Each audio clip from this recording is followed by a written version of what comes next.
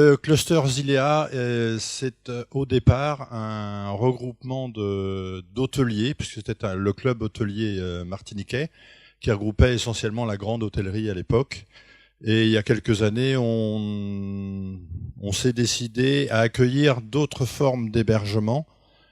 Alors c'était tout timide, c'était les résidences de tourisme et les clubs de vacances, qu'on considérait pas à l'époque comme des hôteliers. Puis après, on a dit il faut qu'on élargisse vraiment le tour de table pour parler d'une seule voie du tourisme. C'est quelque chose de transversal qui concerne beaucoup d'entreprises. Donc on a ouvert notre club qui s'est appelé donc à ce moment-là Zilea à un certain nombre d'acteurs du tourisme. Et aujourd'hui, on est donc 75 socioprofessionnels. Le cœur de métier, c'était donc les structures hôtelières, para-hôtelières.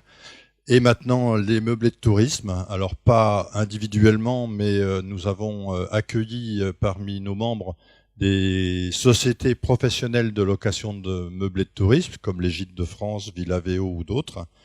Nous avons des locations de voitures, donc on a même toute la plateforme aéroportuaire de Aimé Césaire au Lamentin, et aussi d'autres nouvelles formules de location comme Carfully, qui sont des plateformes de mise en relation entre les propriétaires. Et c'était pas facile de les faire entrer aussi vis-à-vis de ces concurrents qui étaient les loueurs de voitures traditionnels. Nous avons 8 agences de voyage réceptives, 21 restaurants d'hôtel et 2 restaurants extérieurs, 9 entreprises de prestations de services, 7 lieux de visite, les Romeries, Clément, Balata, le Zoo, etc. Et 2 entreprises de loisirs ou de sport comme Mangophile. On a voulu aller plus loin. On était effectivement un club de professionnels, mais ensemble, on se disait il faut qu'on passe une étape, qu'on aille un peu plus loin dans la réflexion stratégique et dans la pertinence de notre stratégie. Donc, on va se constituer en cluster. Alors, ça n'a pas été simple. On a passé l'année 2016 à discuter lors de nos assemblées générales. On se réunit tous les 2 mois en assemblée générale. On a discuté de la pertinence de passer à la clusterisation. Alors, c'était pas facile même de convaincre l'ensemble de nos acteurs à passer à la vitesse supérieure et à constituer le cluster.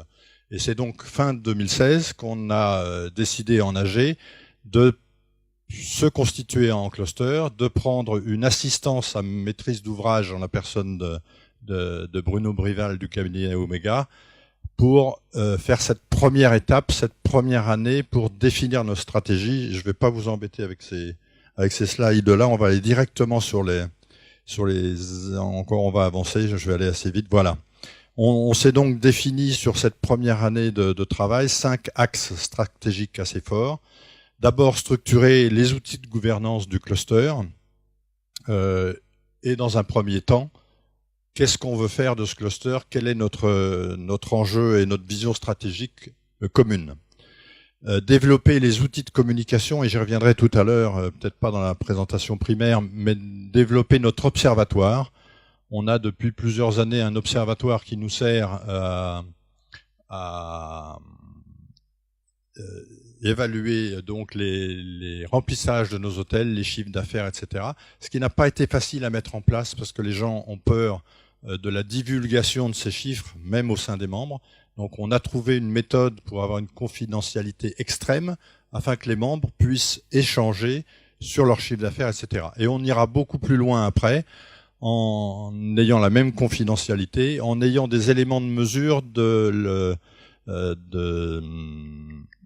la pertinence des entreprises en termes de chiffre d'affaires, de masse salariale, etc.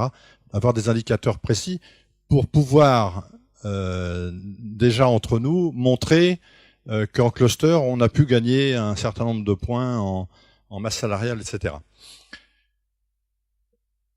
Oui, c'est pas grave. Donc on avance encore un peu plus vite et on a non là c'est trop vite. Voilà quelques actions phares qu'on a décidées pour notre cluster qui a, je vous le rappelle, seulement 1 an d'existence. Dans le cadre de la structuration des filières, on va mettre en place, et dans le cadre des économies qu'on peut apporter aux chefs d'entreprise, la mise en place d'une plateforme d'achat et de référencement de fournisseurs et de prestataires. Alors ça va aussi bien pour les hôteliers, mais aussi les meublés de tourisme qui parfois ont besoin d'un bon réparateur de clim, de quelqu'un qui puisse intervenir 7 jours sur 7 pour changer un frigo qui est en panne, etc. Donc là, on a une plateforme qui sera économiquement viable et rentable aussi pour le cluster.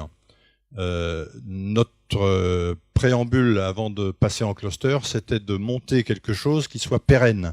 Il ne s'agit pas de ne travailler que les 3 premières années où on a des subventions, mais bien de créer un modèle économique qui va nous permettre de durer dans le temps et d'avoir une réelle existence après la captation des fonds publics. Accompagnement des membres pour la transition environnementale et énergétique, on a beaucoup d'efforts à faire.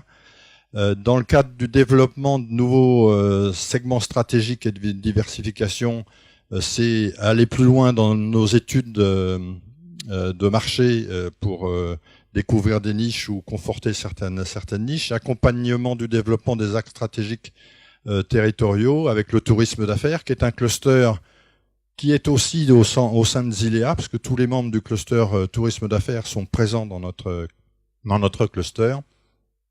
Et j'ai même oublié dans la présentation tout à l'heure de vous dire qu'on avait aussi l'aérien et la croisière qui étaient représentés à travers l'ARCAM qui regroupe les compagnies aériennes et le GTCM qui est le groupement du tourisme de croisière. Développer les compétences des acteurs et de nos collaborateurs. On a tous des problèmes de formation, ne serait-ce qu'en langue. Donc, en mutualisant, on peut. Alors, avant de mutualiser, il faut déjà faire un diagnostic de l'ensemble de nos entreprises, soit à travers des GPEC pour les grosses entreprises, ou à travers des audits et diagnostics divers pour les petites entreprises, mais qui ont aussi des besoins en formation très importants.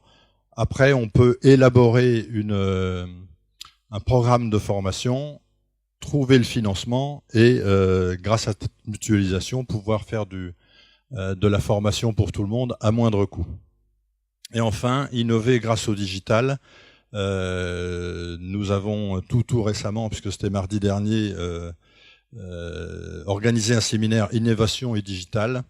Et ensuite, tout ce qui est le numérique et stratégie big data pour les entreprises du tourisme. On en a absolument besoin déjà dans nos pratiques courantes. Mais aussi, il faut faire en sorte qu'on puisse se détacher commercialement des OTA. En gros, c'est les plateformes de réservation comme Booking et comme Expedia, qui certes nous amènent beaucoup de monde, mais qui nous pénalisent d'un chiffre d'affaires puisqu'ils nous prennent des commissions extrêmement importantes de l'ordre de 20%.